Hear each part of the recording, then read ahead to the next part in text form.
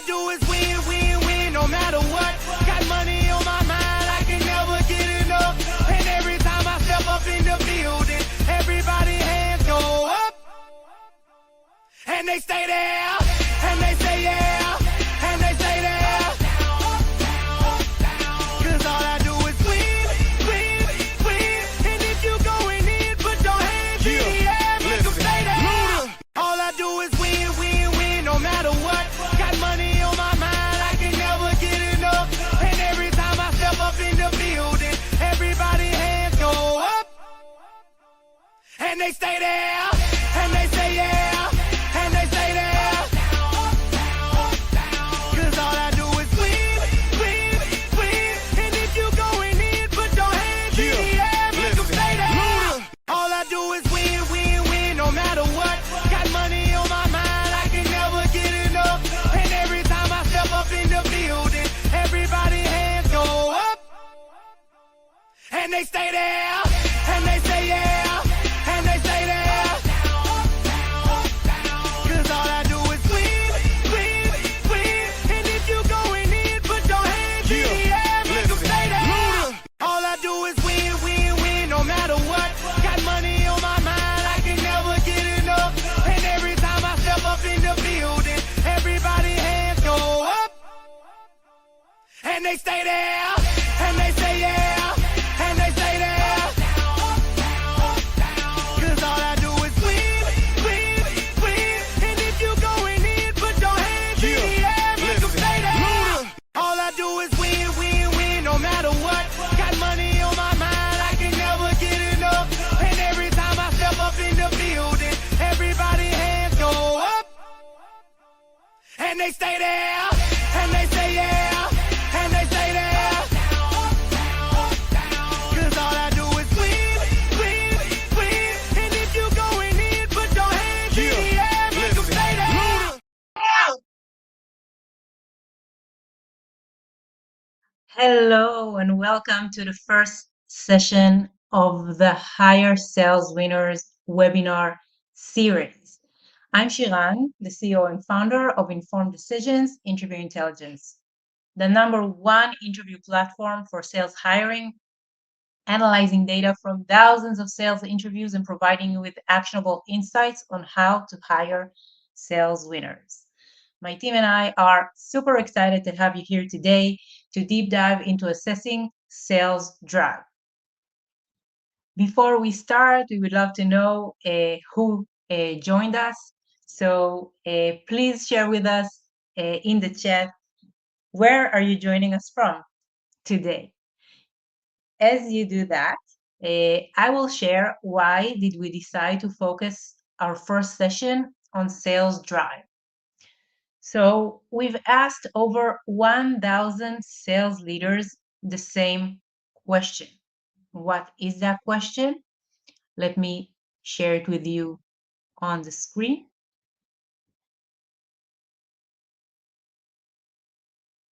So that question was, looking back at your sales mishires, what was the key thing that you've missed?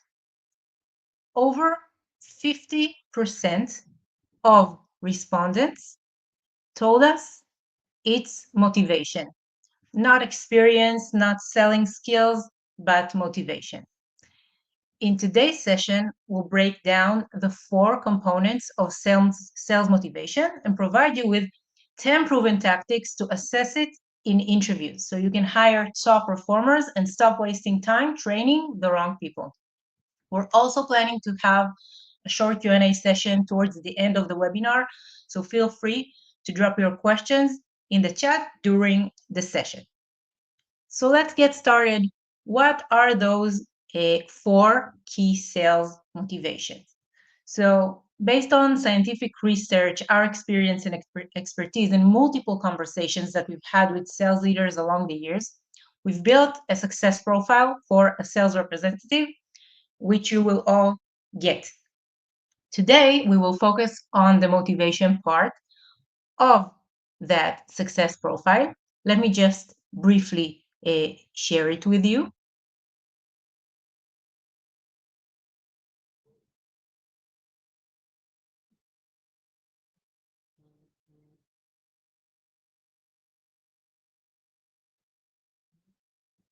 Okay, so this is just a sneak peek into our success profile.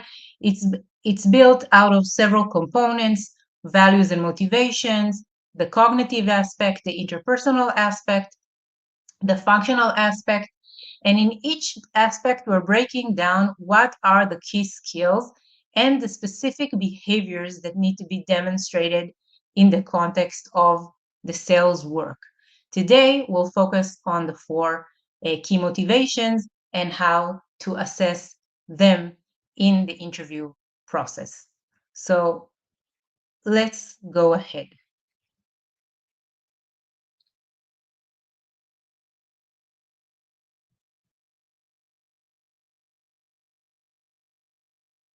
Okay, so going into our first motivation, which is hustle motivation. So, what does that actually mean? So, hustlers or people that are goal driven, they do what it takes, of course, within ethical boundaries to reach their goals. They have a history of excellence, not necessarily in sales. They acknowledge that sales is a long term game and they're in it for the long haul. They play it with persistence and determination. They also go above and beyond to reach their goals. So, this is our definition of hustle motivation or goal driven. Try to think about your top performers within your organizations and how does hustle motivation look like for them. And please share it with us. Share the behaviors on the chat. As you do so, let's go into our first tactic. So, how do we assess hustle motivation? The first thing that you can do, even before you meet the candidate, is to look for signs of excellence in the CV. It doesn't have to be in sales. What you want to look at is quick progression, exceeding goals, and teaching others. In the interview itself, you can ask about these movements and those progressions and what was the reason, because we want to make sure that it's not due to luck, to certain circumstances, that it was actually tied to results and it was actually tied to excellence. Also, if they tell you or you can see within their CV that they left past jobs, you can ask them about it. And what usually characterizes hustlers or people that are goal driven is that they left jobs because their effort didn't equal the outcome. When goal driven people work in these types of environments, they usually do not thrive, and that's why they leave. So that's another signal for you. Moving on to the next tactic for hustle motivation, you can ask them about an ambitious goal that they've set for themselves and what did they do to achieve it. What you want to assess here is, first of all, the goal that they've told you about. Is it really an ambitious goal? Is it something extraordinary or is it just something fairly routine? Did they demonstrate persistence and determination in achieving that goal? You can ask them about the obstacles or the challenges that they faced and how did they overcome them to see if they've actually demonstrated persistence a long time. Also, you can flip the script and ask them about a time when they gave up, right? Also, winners and also hustlers, all of us give up. And it really depends what do we decide to give up on, the way that we choose our battles, right? So you can normalize the fact that everybody gives up and ask them about a time that they gave up. And what you want to assess here is, did it make sense for them to give up? Did they give their all and try their best? And is there a solid reasoning and rationale for actually giving up? Also, in sales, we don't want to pursue every prospect, right? We don't want to pursue lost causes. Same here. We want to see that there is a solid rationale and that they did invest and try their best before giving up. Moving on to our third tactic. Your third tactic could be simulating a discovery call during the interview. What you can do is several days before the interview to send out a description of a prospect that they will have to do a discovery call during the interview. What you need to do is to include a short description of the prospect, some kind of an executive summary, one pager, and also a long form description of the prospect, which is several pages long, includes a lot of details. And within the long form version, you can include some clues about hidden client needs, meaning not everything needs to be that obvious, because what we want to see is the ability to drill down, to really thoroughly prepare, and to read between the lines. Okay, those who just read the one pager or their executive summary, they will know the basics, but those who have read the follow-up material, the extended material, and also read between the lines, we will be able to see that in the interview, in the way that they conduct the discovery call and talk to you, the client, about their needs. Okay, moving on to our fourth tactic in assessing hustle motivation. You can ask, how does a successful career in sales look like for them? What are their life goals that they're aiming to achieve by working in sales? And how long do they think it will take them to get there? What you want to assess here is that they do not have some kind of an unrealistic expectation about how flashy and great sales is, that they will get rich very quickly. They acknowledge and they understand that this is hard work. Another question you can ask is, do you have a role model in sales? And why did you choose him or her? What you want to see here is the candidate is providing you with an example of someone who worked long and hard to be successful in sales, not someone which is a hot name right now, not someone who got lucky, not just because they're famous, okay, because they've worked long and hard and succeeded. So that's their role model. So this is our 4 tactics for the hustle motivation. Before we move forward to our next motivation, I want to ask you, there is a lot of wisdom in this room. So how do you assess hustle motivation within your interviews? What types of clues are you looking for? What type of questions are you asking? Please feel free to share with us in the chat. We would love to learn from you. Okay, moving forward to our second motivation, which is being sales driven. So what are we looking for here? We're looking for candidates who love sales and they're thrilled by landing a new account or making a sale. We're looking for candidates who constantly seek new opportunities to sell and upsell, that they're always prospecting. They strive for contact and they understand that they need to reach contact in multiple channels, not just social media, not just events, not just referrals, not just cold and warm outreach, all of these, that they're motivated by earning money and other financial incentives, and that they have a strong business sense and they know which prospects are more likely to yield a sale.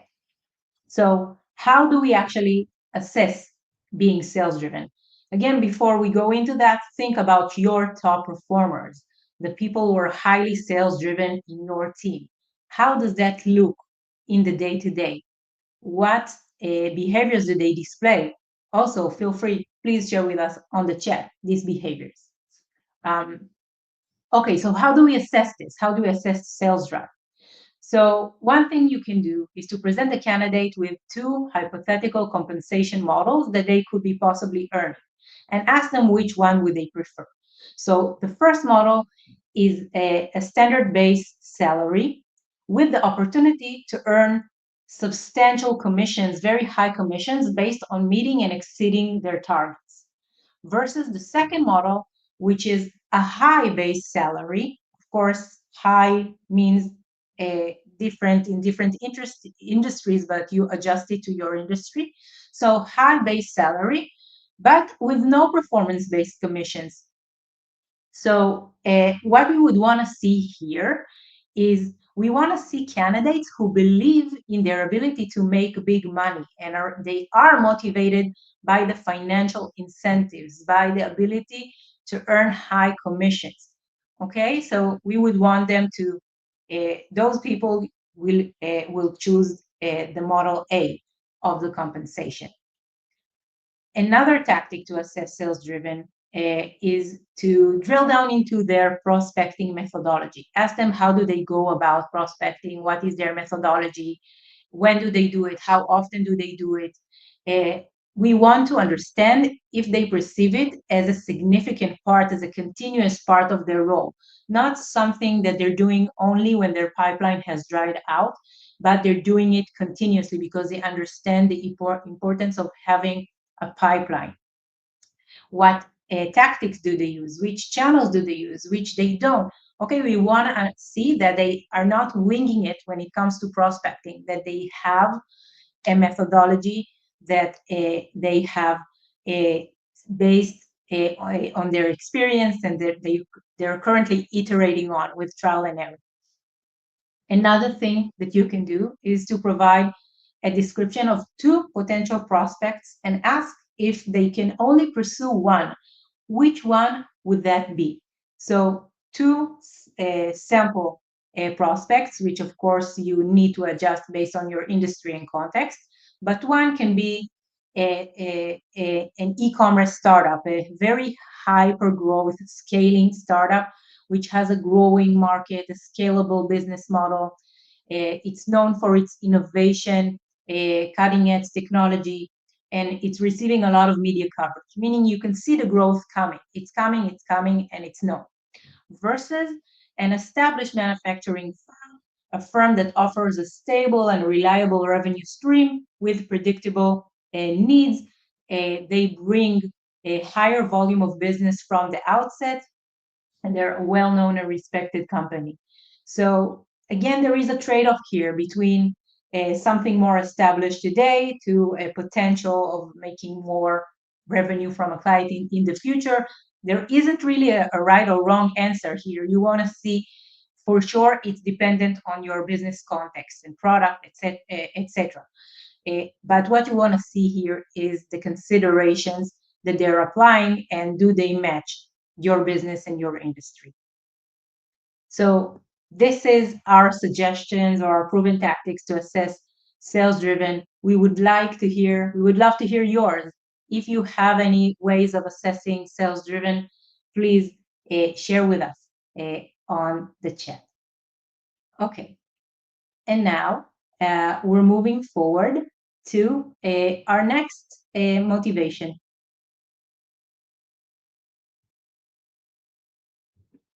Our next motivation is strives for growth. And what do we mean by striving for growth? So we're looking for candidates who consistently strive to learn, evolve, and improve both as a professional, but also generally as a person. Someone who stays up to date with sales-related information like trends, conferences, technologies, research. They are open to others' opinions and willing to change their mind. Okay, not a know-it-all, not a conceited a person, but someone who is open to feedback, open to learn, open to change their mind. We're looking for people who are self-aware, introspective, and open to feedback, and also quick to apply it. Okay, there is a difference between being open to feedback and to actually applying it. We, of course, want both. So one tactic to assess striving for growth is to ask the candidate about the last thing that they've learned on their own and how did they go about it. What do we want to see here? First of all, we want to see that they mention a meaningful and challenging learning, not something that you can learn in 5 minutes over the web. We want to see that their learning was recent, because even if they learned something significant, but it was 10 years ago, that's not what we're looking for. We're looking to see people who are continuously learning, that they're thirsty for knowledge. And we want to see them using multiple sources of knowledge and integrating them, because we live in a world with an abundance of knowledge and not all of it is reliable. So we want to see them applying critical thinking in the way that they collect the information, using multiple sources, not relying just on a single source, being able to integrate and process the information from multiple channels. Okay, all of these are great clues for striving for growth. Also, you can ask them, how are they keeping up to date with sales knowledge and trends? Do they only get information via push, like newsletters, social media, which is of course great, but we also want to actively pulling information, like attending conferences, webinars, reading books, things that require more effort, but also the level of knowledge that they provide you is different. So that's one tactic for striving for growth. Another one is to actually provide the candidate with feedback about something that they did in the interview. So if they pitched you a product or a service, if you've done a simulation, a selling simulation or discovery call with them, if you've asked them about their approach to something and then you provided your input. So any feedback that you provide them during the interview, they can have different responses to feedback. What we're looking to see is a candidate that is receptive to feedback, appreciative towards the feedback, and they're able to course correct themselves based on the feedback. And many times that's not what we're seeing. Sometimes we're seeing people are really attached to their interviews, to their ideas, and they get defensive when someone provides feedback or criticism about the way that they think, operate, etc. So we would want to see, of course, not only the openness or acceptance of feedback, but actually the ability to already process it and maybe implement it in the next simulation, in the next question that you're asking, etc. Also, you can ask them directly about the significant feedback that they got for improvement, specifically, preferably, specifically in the sales context. And what did they do about it? So again, here we will going to see they're actually mentioning something significant, not minor. And also we would want to see that they're not trying to disguise a strength as a weakness, right? That I'm a perfectionist, a worn out answer.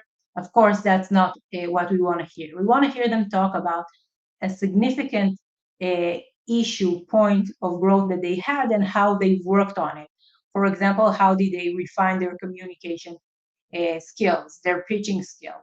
And we also want to know, how does this currently manifest in their work? How did it look before and how does it look now? Okay, so this is striving for growth. Again, we would like to hear your ways of assessing it during the interview. Share with us on the chat. Okay, we're about to go into our fourth and last motivation. Before we do that, I'm reminding you that we will have a Q&A session at the end of the webinar. So if you have any questions, please drop them in the chat and we'll answer them, or some of them at the end of the session. Okay, going into our fourth and last motivation, which is customer centric. So how does customer centricity look like? So we're looking for candidates who genuinely care about the customer and they're driven to anticipate and recognize and meet their client needs. Candidates that engage with customers in the selling process by showing care, providing value, that they commit to only what they can realistically deliver, and that they manage the prospect's expectations realistically. Okay, think about your customer-centric salespeople. How do they behave in the day-to-day? Does that resonate? What is here? What I just read, does that resonate with you? Is there anything else about being customer-centric? Okay, and now into our two tactics for assessing customer centricity. One is going back to our discovery call from the beginning. Remember the discovery call simulation? So you've provided a lot of information to the candidate before going into the simulation, before the interview. So what we want to see now is, do they go into the simulation feeling that they already know it all about the prospect, and they're basically start pitching, talking more than listening, or even though that they already know quite a lot with the preliminary information, they still listen, they still ask questions, they still deep dive and try to further understand and validate the need and see if there are any additional needs that they are unaware uh, of. Another thing that you can do within that simulation is to ask them a question about something that they don't have the answer to. Okay, it wasn't in the material, and they just don't know. They don't have a way to know. And then basically, you want to see how do they respond. Do they just make something up? Do they just wing it, or do they admit, I don't know, I'll check and I'll get back to you, which is being reliable, of course. That's what we want, and that's what we expect from our salespeople, to check and to get back to the prospect. And our last tactic for this webinar is talking about overselling, or kind of asking about their approach to overselling. So when I say overselling, it might sound bad, right? It sounds like lying. So the first thing that we need to do is to normalize overselling. The way that we do that is to say something like, it's often seen as a standard sales tactic to exaggerate the benefits of a product or a service. It's commonly known as overselling. Can you share an example of overselling practices you deem acceptable, as well as those you are uncomfortable with? And what we would want to see here is that they are unwilling to make promises that they can keep. They will not do that. That's kind of their red line. But they are okay with discussing things in development, features or services in development, while giving a disclaimer to the prospect. So that's our 10 tactics. That was customer centric. If you have any other best practices for assessing customer centricity, please share with us. And now it's a Q&A time. So let me review your questions. Okay, I see a question here from Sajid. Hi, Sajid. Thanks for being here. How to get more and more salespeople to use tech solutions like this? This will help companies close sales positions quickly.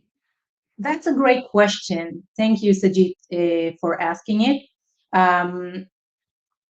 I think, first of all, it's about awareness, right? In every area, when we want to provide a product or a service, or someone wants to, it's exactly like in sales. The person has to have a pain or a challenge.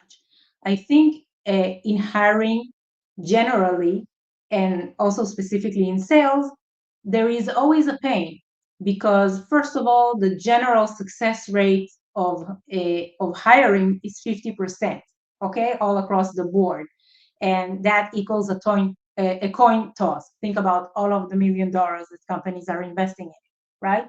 So for sure there is a pain there, but it needs to be acknowledged. It needs to be acknowledged by the leaders. And another thing that needs to be acknowledged is that hiring is not an art. It's not something that you can wing.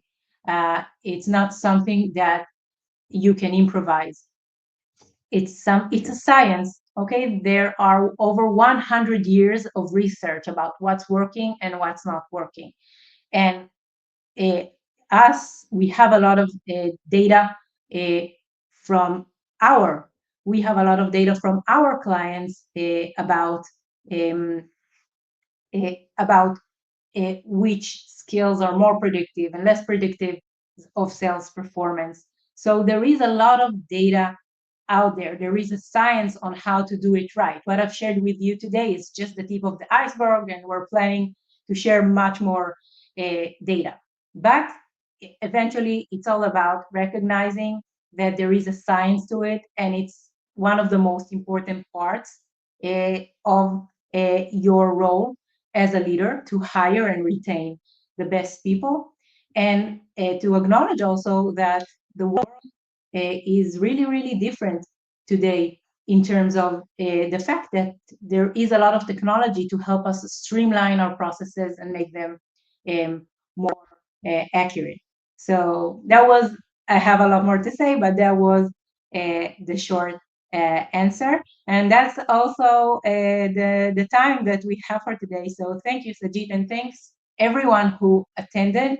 I hope that the session was insightful. If you try to implement even some of the tactics, let us know. Did it work? What worked? We would love to hear from you. And please follow our company page for more data-driven insights about hiring sales winners. We will also very soon publish our next webinar session date that will be focused on assessing sales brain power. We'll be sharing 8 science-backed strategies to assess the cognitive aspect, okay? The cognitive aspect of sales success, what we call sales smarts, so you wouldn't get outsmarted in the interview process. Thanks a lot for being here today, and take care. See you soon.